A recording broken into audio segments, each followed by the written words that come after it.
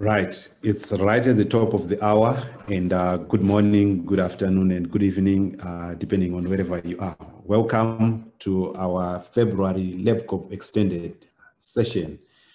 This is the session similar to the usual viral load sessions that you have become familiar with every month. We have extended this to go beyond viral load, but also to look at lab systems strengthening issues that are important to improving our diagnostics and ultimately the health of our patients indeed. Today, we have an exciting topic with also distinguished presenters. Today, we want to look at one of the key initiatives that is working to improve and developing capacities as well as improving efficiencies in laboratory operations. This is coming timely, particularly after our last session where Dr. George Alemji from PEPFAR gave us an overview of what are the priorities that PEPFAR has given for COP21. So following this, we have also exciting tools that have been developed with this partnership between Roche, CDC, in collaboration with ASLM. And we are going to have a snapshot of what these are. We are going to discuss elements of DBS collection, innovative plasma separation cards, as well as an online assay to streamline planning and implementation of verification processes. This is a key gap that we have realized in our operations. Many a time, organizations like WHO are calling for reliance and not necessarily repeated evaluations, but maybe simple verifications. But we realize that there are still gaps within our labs to do those calculations, to do those statistical analysis. So these tools are coming in timely to help us improve efficiencies by particularly using and sort of ready off-the-shelf tool to use and implement our processes in a quality assured manner. To do this, I would like to call upon the presenters of today. But maybe before I do that, just a quick roundup of logistics. Remember to put your questions and comments into the chat box as the session progresses. We have a presentation first, maybe 20 to 25 minutes, and then we have Q&A. So we'll take your questions and comments as we go. And to kick us off, I would like to call Asif Ali, who is a Senior Scientific Affairs Manager from Roche, to take us through the presentation. He will be co-presenting with Clement, the team lead in the division of global HIV AIDS team at the CDC ILB in Atlanta. And Denise Heaney, also a Senior Scientific Affairs Manager, Medical Scientific Affairs at Roche Diagnostics. Ladies and gentlemen, help me welcome our three distinguished presenters for today. Over to you, Asif and team. Perfect. Thank you so much for that introduction, and good afternoon, everyone. My name is Asif Ali, and Afi, I have to make one small correction there. I'm the project manager for the Global Access Program for Roche. So please, no scientific questions for me. That's all for Denise. But Denise Heaney, as I mentioned, from Roche, will also be presenting later on in this session. Before we go into the presentation, I just want to thank the ASLM team for giving us the opportunity to share some of the impactful work that is being done through this collaboration and CDC with support from ASLM. So much. Again, before we go into the slides, I just want to read out this quick slide here, which will just take a moment. So the purpose of this presentation is to provide information on tools developed in partnership with the CDC ILB to support continued scale-up of HIV viral load and early infant diagnosis. These tools provide support, training, and implementation efforts and can contribute to improving laboratory efficiency and strengthening across the programs. These tools will be available via the ASLM Resource Center for easier access online, providing the ability to access them when it is convenient for your lab, to provide you with updates for the latest innovations to support your HIV programs, and to help reduce time spent to build training, implementation, or other laboratory activities. This information is shared for your awareness of their availability, location, and content, and does not reflect endorsement by ASLM. So with that in mind, I will present the agenda for you guys. So as you can see from the agenda, the presentation will be split into three main sections. Two sections focusing on training and implementation of EID and viral load tools.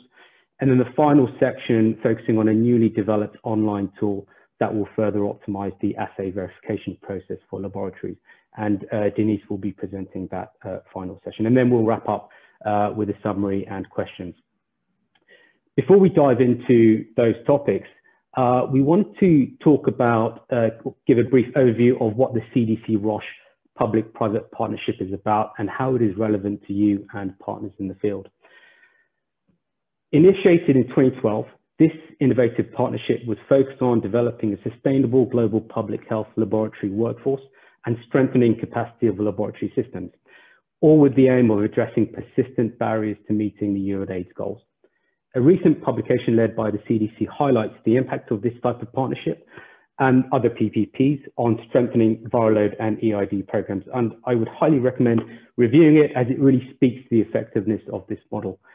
As an example, the publication highlights the impact of the Roche PEPFAR partnership in setting up the turnkey laboratory approach, which has led to the expansion in lab services, resulting in 900,000 tests being made available for pediatric patients, and an increase of 300,000 infants enrolled into care and treatment. We, of course, want to continue this legacy and build on this model moving forward. So the first topic we wanted to focus on is early infant diagnosis, a critical work stream of this partnership. We really want to use this session to remind participants of the training materials which will enhance access to EID through EID DBS testing. And all of this, as mentioned at the top of the meeting, can be accessed via the ASLM Resource Center. The importance of accurate and timely EID testing was reinforced recently in a joint statement made by partners. There was an acknowledgement that although much has been achieved, more still needs to be done to further reduce the number of deaths of HIV-exposed infants. I think we're all aware that a key enabler to effective EID testing is implementing a robust DBS collection process. All to visit the site and view those videos. Staying on the theme of capacity building, we'd like to turn to how we can then improve access to quality HIV viral load testing through the implementation of a relatively new innovative sample collection tool called the COBAS Plasma Separation Card. This is a tool that is now available to all programs, health facilities, and laboratories. Before we talk a bit about what the Plasma Separation Card actually is, a good starting point is to understand why is it needed? What are the actual barriers to plasma quality viral load testing? And therefore, what are the barriers to achieving the 95% targets by 2025? And as you can see from this slide, which follows a sample pathway, the main challenge is infrastructure. For plasma viral load, centrifuges are required at health facilities for sample handling, and then cold chain is required for optimal storage and transportation of EDTA plasma specimens. To address these infrastructural barriers, DBS has been proposed as an alternative solution.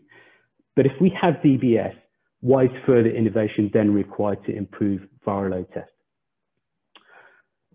And the question is, there are obviously some constraints with DBS, with multiple studies showing that the performance of DBS makes it ideal for EID, but not for viral load.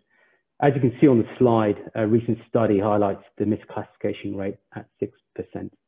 And this can have a significant impact on patient health outcomes and program costs.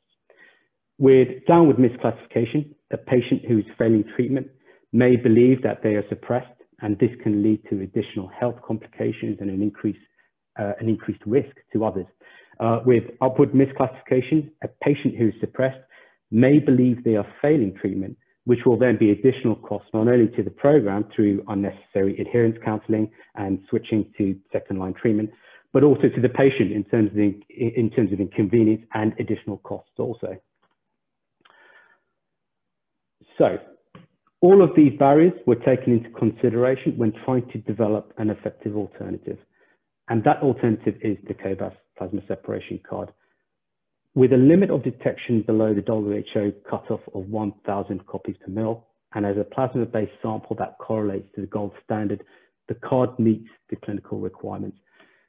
Compared to DBS, it has a lower misclassification rate, and as a dry plasma spot sample, it is stable under extreme heat and humidity, and it is very easy to handle, transport, and store, so requires minimal infrastructure, and we'll be coming to that again in a moment.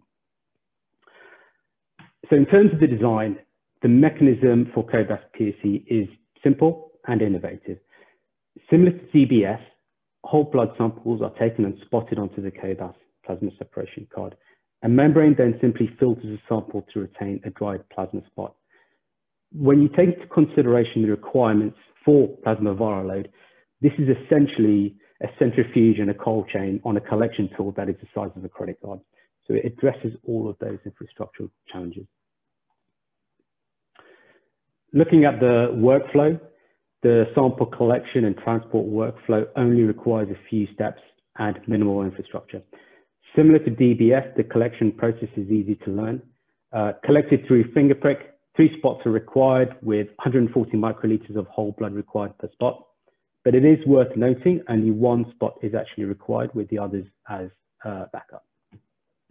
Also worth noting that the sample transportation to the laboratory can take place under the conditions of 18 to 45 degrees Celsius and up to 85% humidity for 21 days. And the materials required for both the collection and the sample transportation are provided as part of the cobas PSC bundle, which you can then see on this slide now. Packaging the cobas plasma separation card within a bundle of the key components greatly simplifies the ordering and supply management process for clinics. And critically, it minimizes the risk of supply chain issues due to the unavailability possibly of a single or multiple components. As you can see from the image there, the bundle is similar to what is used for DBS with some modified components. So what you can see there is it has the EDTA coated capillaries, the lancets, transport pouches, drying racks, and other items that are critical for all of those steps.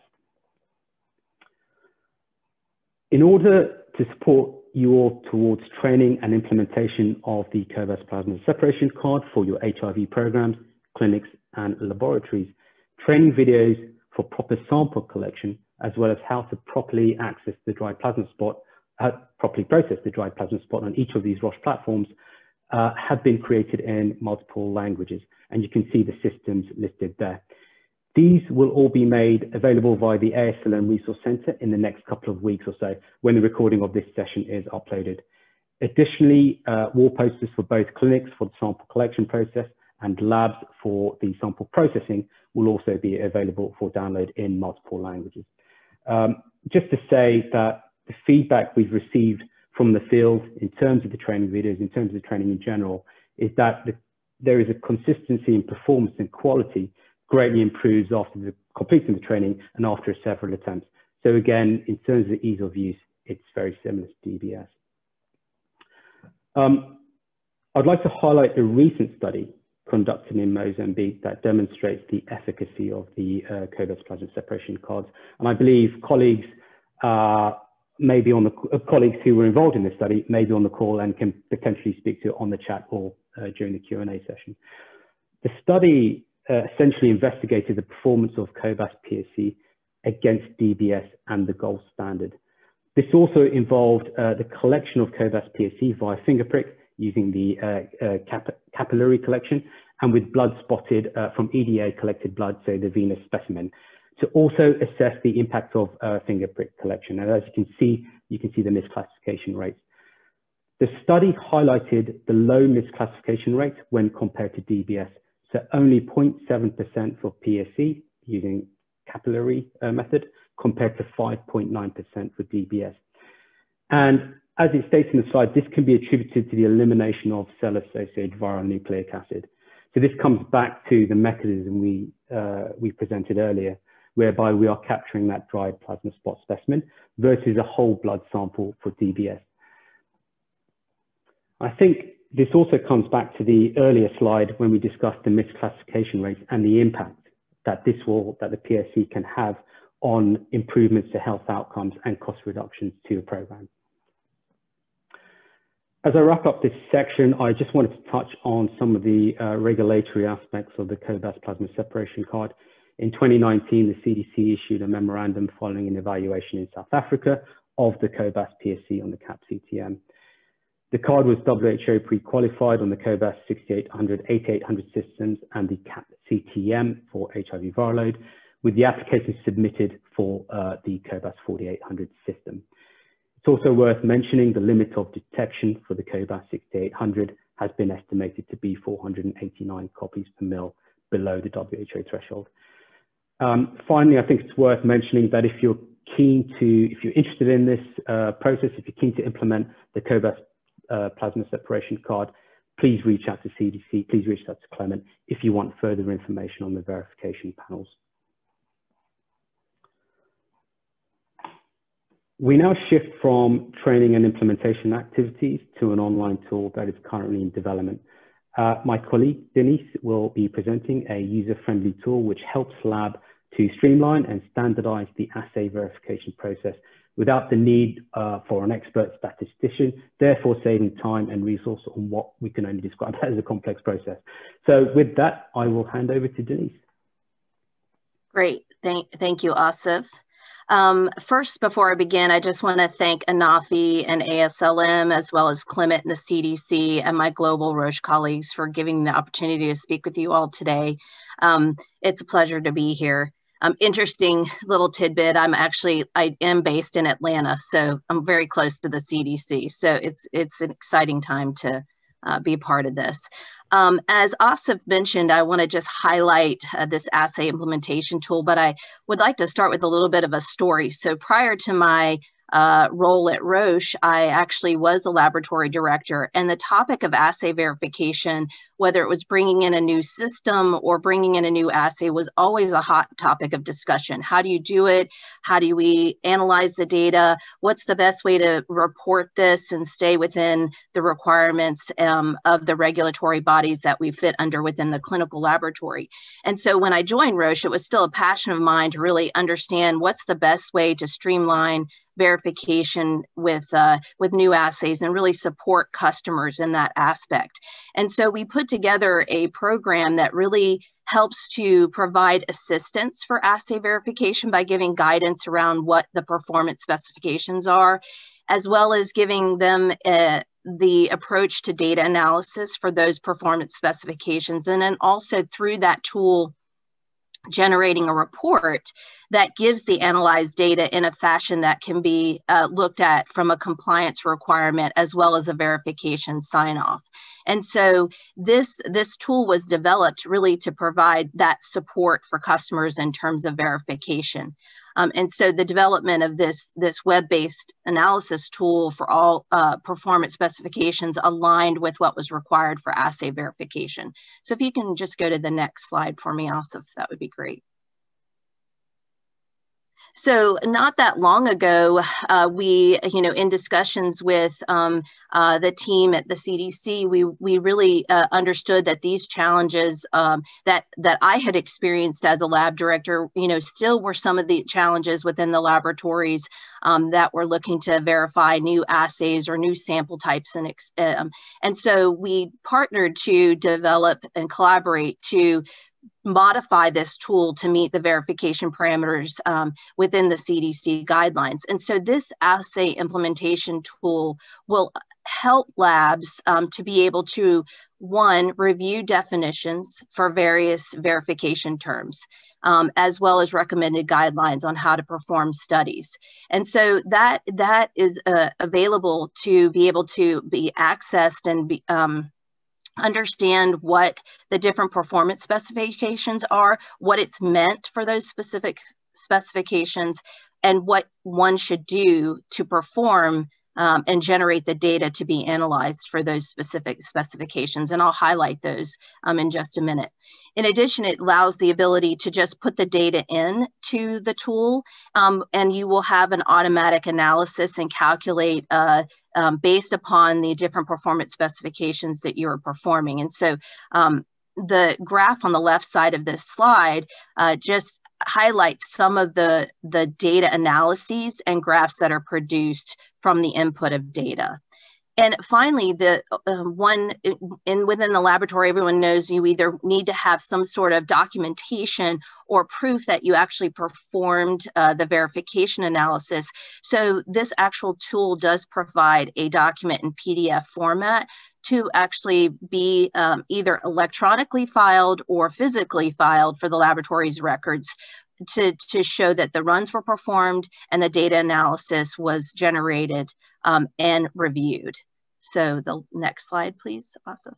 So if we want to just look high level at the tool, it's relatively easy to navigate. It's a web-based tool where data can just be input and a report analysis completed and a report generated. And I think it's when everyone that has access to the tool will have a unique username and password. They'll be greeted on a homepage. And in this homepage, you can actually see the guidance that I was mentioning about how to do certain specifications for verification. And then you will also have some instructions on how to actually perform data input. And then you will have a link that will take you to ultimately the other screens that will allow you to select what other pathogen or test. And so these pathogens and tests are not, they are quantitative and qualitative. And so the guidance is specific for what kind of test that you will be verifying. On the images on the left side of this slide show some of the screenshots from the tool, and on the right side shows, again, some of the analyses, as well as what the report will look like once the data analysis is complete. And so, again, the data input interface is similar to, if any of you're familiar with Excel, it is very similar to that, where you can just copy and paste the data or free text or the information into the data input, and then it will generate the analysis based upon what you've put in. The one thing just to bring note to is that there will be, for those that will actually utilize the tool, there'll be a training video, which is much more detailed, which will provide a technical overview and can be utilized by those users. So again, I think just to recap what I was saying in the beginning, we understand that assay verification is vital. It's a critical part of bringing on a new assay, and that to be able to streamline that process so it's somewhat standardized and done the same way is something that this tool aims to support and give guidance to. And so I'd be happy to answer any questions, whether in the chat or later. But thank you again for the opportunity to highlight the tool and speak to you about it. Back to you, Asif. Thanks so much, Denise. Thanks for that. So we are at the end of our presentation, but we want to highlight some of the salient points before going into the Q&A session. As mentioned at the start, the collaboration between partners will continue to focus on working closely with all of your programs to strengthen laboratory systems, develop the global health workforce, and optimize the laboratory workflow. We would like to reiterate the tools and training materials that are available to labs, programs, and healthcare workers to build capacity on EID DBS testing and COBAS plasma separation card viral load testing.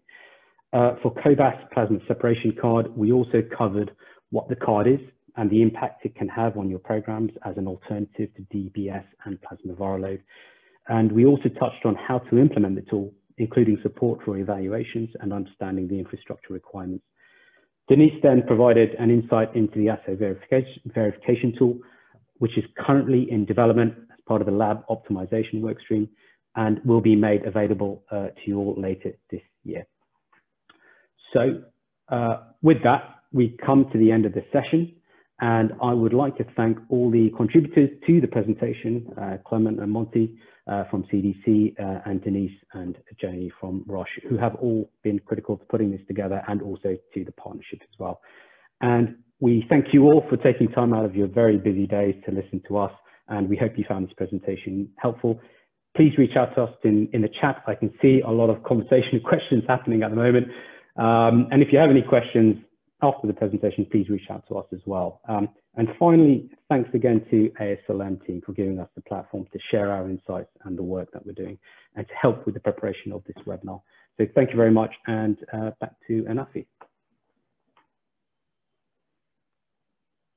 Thank you very much, Asif and Denise and Clement for the wonderful presentation. So now, colleagues, it's time for questions and answer segment. And as Asif has mentioned, keep them coming through into the chat box, and we will address them as they come. Let me take the first question, which is from Eric Opio. And Eric says, is the Roche plasma separation card different from what we've been using from S&S?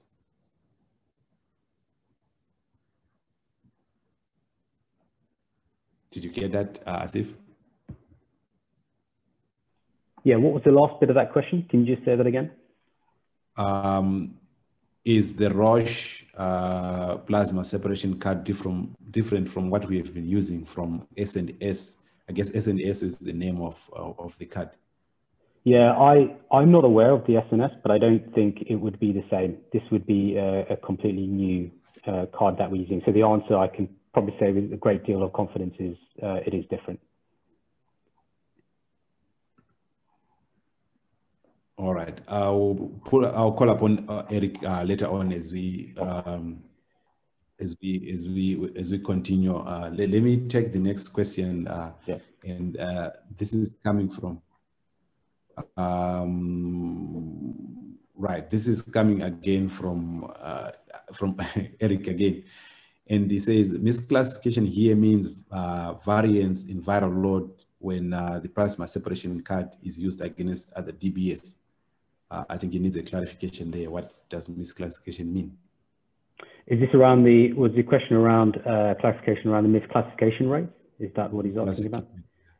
Yeah, I think he's looking for comparator, yes.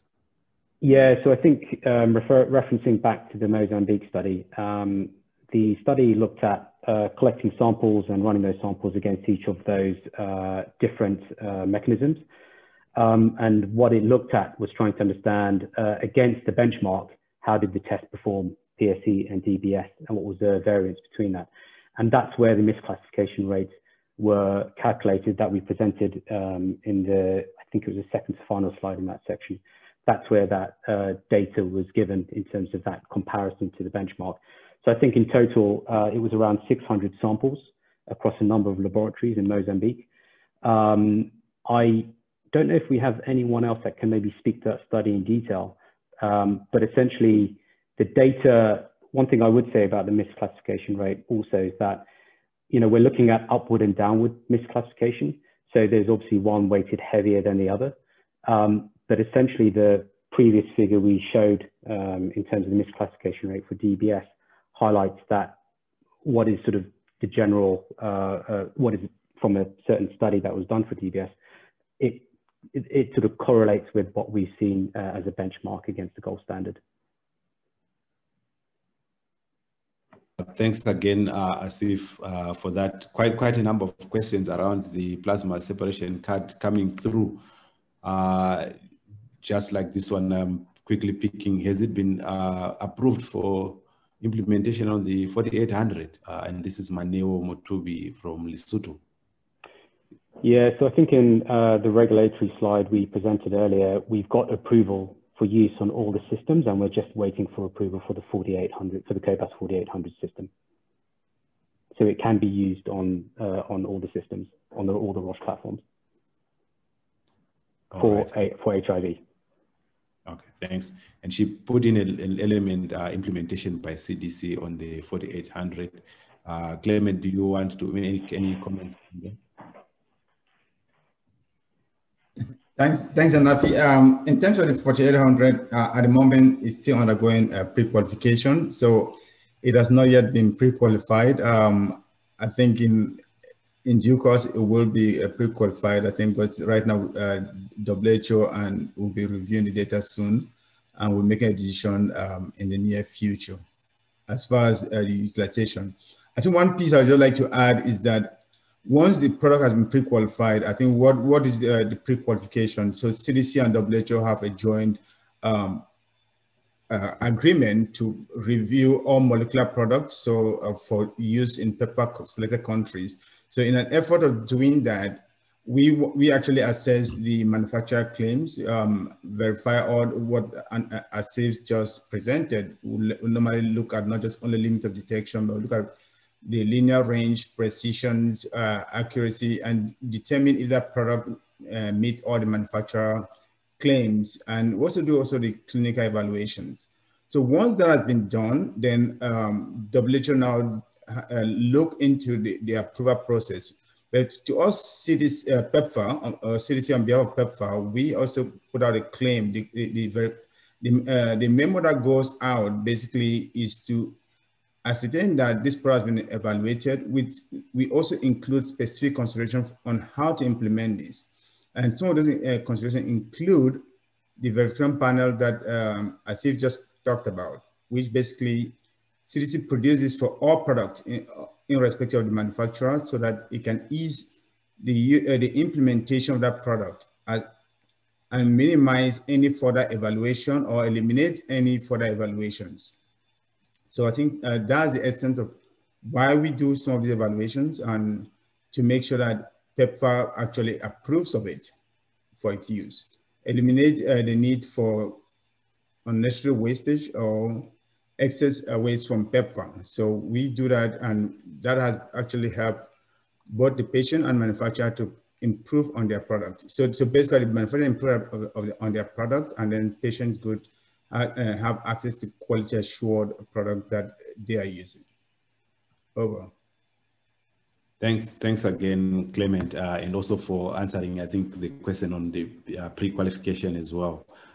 Moving on, I think there are also interesting questions, again, many of them coming through around the separation card. And Aileen says, is it approved for non-Roche platforms?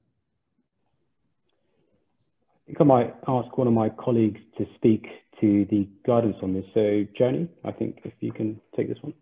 Yeah, sure. Thank you, Asif. Hello, everyone. This is Joni Zrinski from Roche Diagnostics in Switzerland. So the card has CE-IVD for the Roche platforms. We developed it at Roche, so we were able to verify protocols on the Roche platforms, and that's also what the submissions have been for WHO PQ.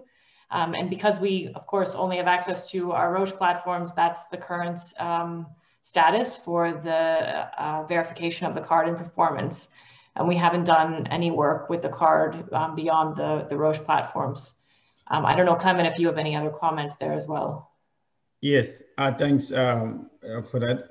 I think our interest is beyond just the Roche platform. I think our goal, as we've discussed with Roche in the past, is to evaluate this product on all platforms in the near future, once we are able to complete our preliminary data collection from.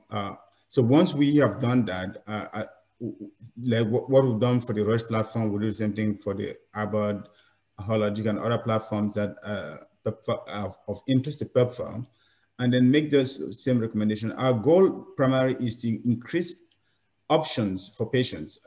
Some countries may have one platform and not the other, but they should have access to the platform separation card. Over. Thanks. Thanks again, Joni and Clement, as well. Talking about just slightly shifting the gears a bit, going beyond Roche, this is a question coming from Pascal. She says, I can see the tool is pre-configured for HIV, HCV, and hepatitis B. Is it possible to adapt it for other pathogens? Now we're moving to the tool, I think, in a similar sense. Yeah, I think this is probably a similar question to what was asked before. And I guess, Joni, it was, yeah. Sure, no problem, sorry. And I want to convey thank you from Denise again to everyone. She had to jump off for another call, but I'm happy to answer. So yes, we can look at other pathogens. We have looked at that for the assay verification tool. And right now, again, similar to the plasma separation card, the tool is developed with our knowledge of the Roche platforms. So I think if there's any questions beyond that, I would then also turn to Clement. So for now, the tool is on the Roche platforms and for the virology pathogens. However, it has capabilities to be expanded to other pathogens. I don't know, Clement, if you would like to add anything else on the tool. Sure. And again, just to step back a bit, why this tool was developed, I think 2 years ago, we have had a significant increase in requests by countries for us to do a basic analysis, and a lot of labs don't have statisticians. So we, after our meeting in Geneva in 2019, we decided that I think there will be a need to have a standardized tool that anyone, regardless of knowledge as a statistician, should be able to use this tool. I think from there, we decided, when we came back, I think fortunately, we found out Roche has developed something similar to what we were interested in. And based on that, we started working with Roche to customize this, not only just for first to be able to do even a complete pre-qualification evaluation, even simple analysis. Any lab can be able to use this tool. But for now, I think because it was developed by Roche, it's still customized under Roche platforms. But once our agreement has been completed, and I think CDC would go a bit further to have this a bit more open to all platforms. Over. Thanks, Clement, for clarifying that as well. I'd like also to acknowledge Kate Slimani for sharing. I think it's the Mozambique study. A lot of conversation going on into the chat box. So thanks for sharing that, Kate, as well. I just want to add one thing in terms of performance. Kat Sliman, who just put the paper for Mozambique, she's going to be presenting at CROI, looking at the complete performance of the plasma separation card across all the Roche platforms. So I think stay tuned, and that will be available. So yeah, it'll be interesting to get a full understanding on the full performance. What Asif just presented is just pretty much covering the 68 and 8800 performance, but Kat will take that a bit further on her CROI presentation, giving the full performance of the plasma separation card. Thank you. Yeah, thanks for that update and clarification as well.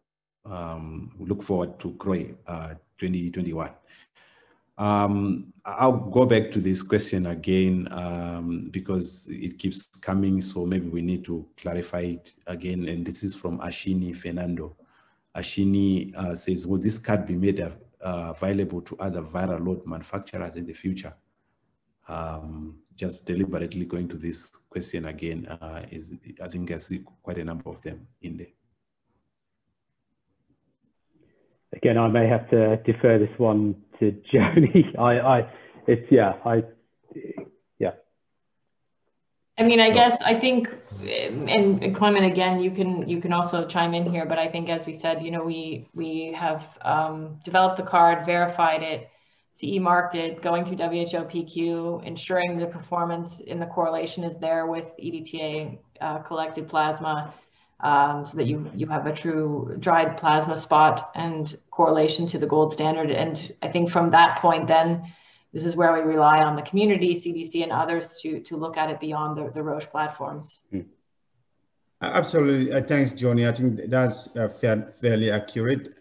That once this product has been pre-qualified, when CDC completes its own evaluation on the different platforms, we make recommendation to all PEPFAR countries in terms of the options available. So now it's left now for the country, based on what capacity they have in country, the instrumentations, to utilize the information that we provide to them. If they have only Abbott and plasma separation card is available, it will be treated the same way that we've used DBS in the past. And now DBS is being used across all platforms. So I think that's our intention. Our hope is to pretty much create options for the country as well as patients. Thank you, Clement, for clarifying that. Indeed, I think that will be the best way forward for it to be used with literally nearly any platform. So moving on with the questions, keep them coming into the chat box. Swongile Zimuto says, this is a very great presentation. So thanks a lot. And her question is, what has been the uptake of the verification tool? Has the tool been used by accredited laboratories or successfully used for any initial accreditation assessment? She's already looking into the future.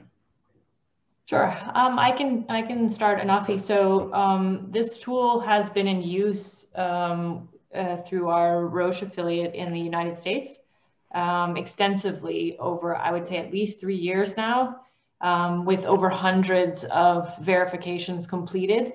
The tool in the United States is used a little bit differently in that the Roche field application specialists and the medical and scientific affairs teams collaborate with the laboratories on the tool. So the laboratories would run verifications, data is shared, and then our field applications teams run the tool and prepare the report, and then it's reviewed and signed off by laboratory directors. So it has been in extensive use for years now in the United States, which is why we then thought it would be a great idea to launch it more broadly. I know, Clement, if you had anything you wanted to add there as well. Yes. So once we have the agreement also completed, we'll do a phase introduction of these tools. So first, I think 2 years ago, we did share that CDC is helping to strengthen 6 centers of excellence. Again, all these centers of excellence are all ISO accredited and also WHO pre-qualifying labs. And we have one additional one in India, so 6 in Africa and 1 in India that will be used as the first pilot phase to test this tool, and we'll definitely make data available on if there are any issues that need to be addressed. So our goal is basically to make sure that any bugs or any issue with the tool will be addressed before wide-scale implementation. But so far in our lab, our team has been utilizing this tool. In fact, as we speak, even yesterday, our team basically went through these and they continue to utilize this tool. Once, if there are any issues, we'll make sure those issues are addressed before labs can now begin to assess this. But we hope that it would definitely eliminate the biggest challenge we've seen across labs, not being able to do their own basic analysis and even utilize their own data that they have access to.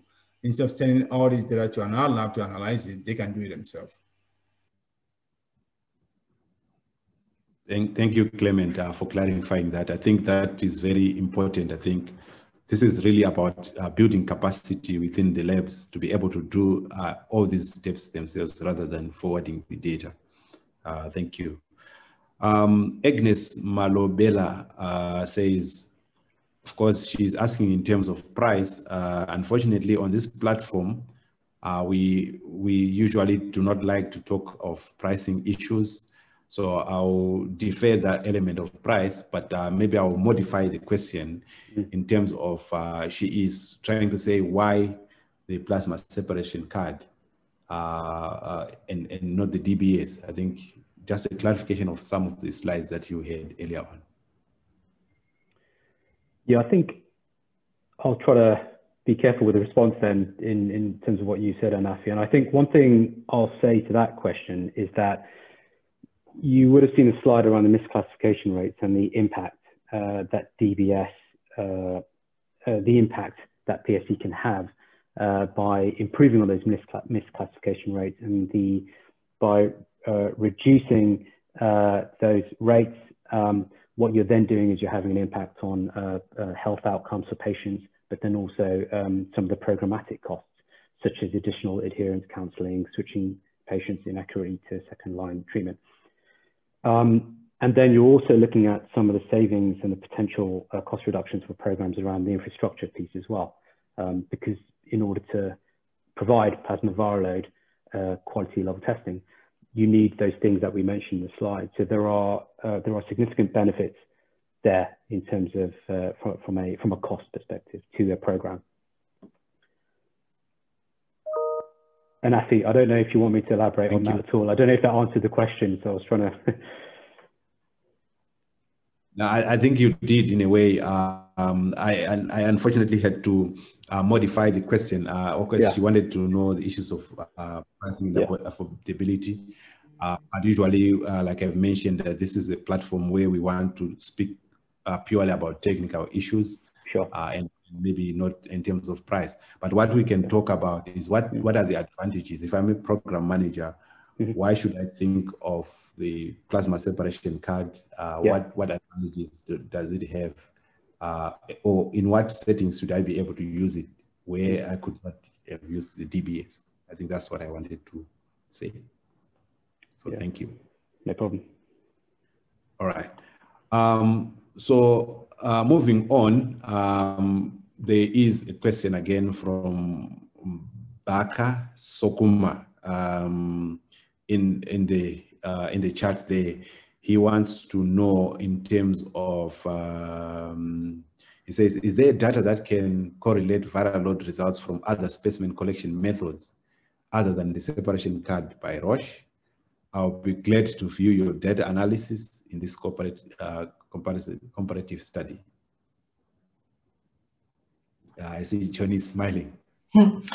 No, I think it's a great question. I'm not exactly sure I follow what we mean by other specimen collection methods. So, I mean, the studies have shown EDTA collected whole blood, which is then spun for plasma, versus a dried blood spots, and then the dried plasma spots. So I'm not sure if maybe there's something else behind the question around other specimen collection methods that maybe could be clarified, because all of the data we have in the studies is usually with these three methodologies. Yeah, thank you. Thank you, Johnny. Pat just shared another publication in the link, which also is the data from our development studies, and also for the CE marking, which would be in the package insert of the IFU. Yeah, thank you for clarifying that, and for us to always remember that we normally use the plasma as the EDTA collected as the gold standard sample. Moving on, there is a question from George LMG, who's asking, are there any plans to improve the sensitivity or lower the detection limits of this card? There is need for cards that will support countries to truly implement U equal to U. Yes, this is also a great question, George. I mean, I think, I'm not sure actually if we have anyone from our medical team on the call from Roche. I know that there's continued, let's say, assessment on other uses for the card and how we can stretch its current performance. For example, I saw a question earlier too around HIV resistance or, HCV viral load. So we are looking at where can the card take us next. I don't know if we can make any promises that the sensitivity would be lower. I think you saw from the WHO PQ, the cobas 6800 was actually, the limit of detection was less than what's in our package insert. So I think there's room for further review, but I can't definitively say yes, that it'll be possible at this time. Thank you for the response, Johnny. Just for the sake of clarity for anybody who might be joining, what will be the limit of detection that has been mentioned earlier? So I don't know the exact number off the top of my head because each of the platforms is slightly different, but the limit of detection is in the low 700 range for across all the platforms. But I think from the WHO PQ data, it actually was lower. It was 480 or something in this range. 489, yeah. 489 for the cobas 6800. I don't know, Clement, if you have any other comments around this sensitivity topic. Yes, I can just weigh in on what has been pre-qualified. So for the CAP-CTM, which is widely available, is around 680 copies. With the 6800, 8800 is 489 copies. For the cobas 4800, since that one is still not yet been pre-qualified, I would say I'll reserve that one later on. But so far, like you said, they're all below 700 copies, much lower than that of the DBAs. So especially the 6800 and 8800 is in the upper 400 copies compared to 800 to 1000 that we are looking at for DBAs. So I think if you are looking at which is the closest to yeah, U equals U, which our cutoff is 200, then it makes it, you begin to look into that. Can Roche do more? I think that's a question that I think is fair for Roche to begin to look into how much can they go. Yes, U equals U, at this point, we're looking at 200 copies per ml to define that a person who is undetectable at 200 copies has a little or no chance of transmitting. So, and again, back to Josh and the program is, where should that cutoff be? I think we've been debating that is 400, 200. I think we're using a very small input material of about 140 microliter of whole blood, there about 70 microliter of plasma. And we're trying to compare that to 1 ml of plasma. I think is a bit more challenging. We're pushing the system too much that we don't know what it will mean. But back to manufacturer, I think it is for the manufacturer to pretty much look into that and define what could be the best way to address that. Thanks again, Clement, for weighing in there. Interesting discussions indeed as we continue to move on. I'd like to call upon someone from the audience again. Wanted to just give some perspectives from the tool. What do they feel in terms of this tool coming through, available for use to aid in validations and verifications in the labs? Eric, are you able to speak? You can unmute. Okay. Okay, looks like I think he's having a challenge. So I think moving on, what continues to stand out here is here we are trying to all improved viral load coverage, and we know that plasma is not always going to be possible to collect in all the settings. So the more we have these alternative sample types, I think the better we try to fare with regards to viral load coverage. And what will be important is also, as you saw from the questions that were coming, the elements of detection level, the elements of performance. Hence, you saw many people really asking questions about which data have you been comparing with, coming through. It's all about U equal to U. If we cannot detect it, there are very little chances that we are going to be able to transmit this coming through. So interesting insights really coming in from here.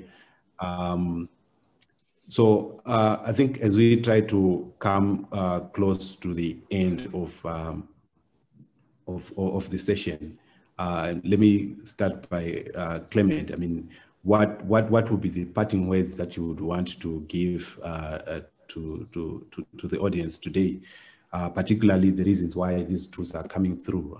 If you can maybe re-emphasize on that point as well. No, thanks, Anafi, and thanks to our colleague.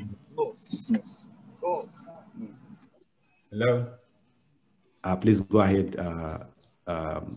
Yeah, and thanks to our colleagues from Roche for this great presentation and collaboration. I think the essence of this presentation today was basically to create access to tools that will actually help labs to actually improve the activities, the services, those videos. I think we have a number of countries that are scaling up viral load using DBS or using DBS for early infant diagnosis, and they may still have challenges on how to use DBS. I think those videos are very simple and they're clear in terms of how to utilize GBS for implementation of scale-up for early infant diagnosis or viral load, as well as the PSC presentation actually pretty much break down how to utilize PSC. I think the whole idea here is to create access to tools and options for countries to be able to utilize these tools. And I think the verification tool, to me, it's really timely. It defeats the purpose of lab to complete an evaluation or an verification and then send data across the world for analysis when they can do it themselves. You know, they will not need a statistician in the future. I think that, to me, makes this tool a bit more exciting, that labs will be able to arm themselves, build the capacity needed for labs to support themselves going into the future. Thank you. Thank you very much, Clement, for the succinct remarks. Johnny.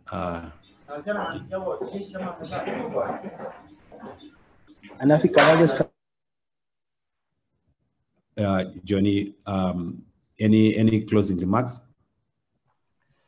Yes, thank you, Anafi.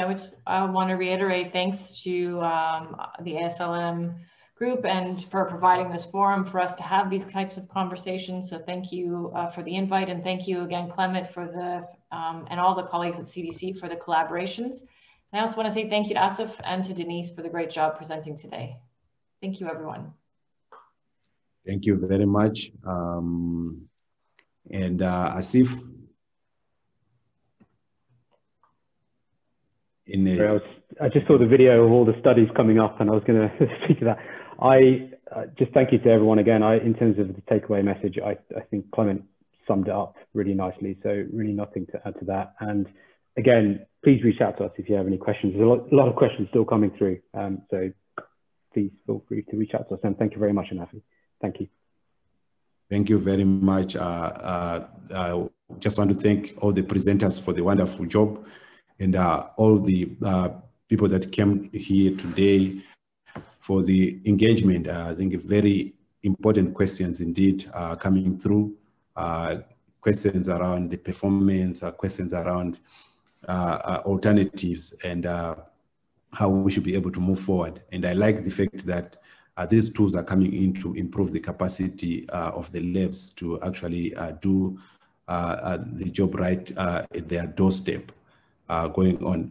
What I'm sharing right now would be the code for you to be able to download the certificate for those that need to get an acknowledgement of having participated in this session today.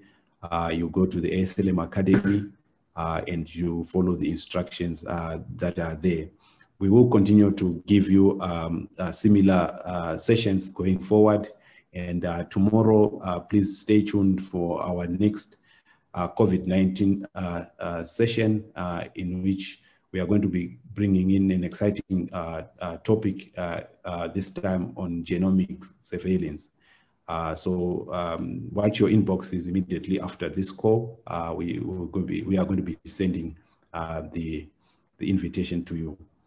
It's right on top of the hour. What's left for me is to say thank you and have a good rest of the day, good evening or good night for those that are in the eastern part of the world. Till we meet tomorrow, bye-bye. Thank you, bye. Thanks so much, thank you. Bye, everyone. Thanks, everyone, bye. Bye, thank you.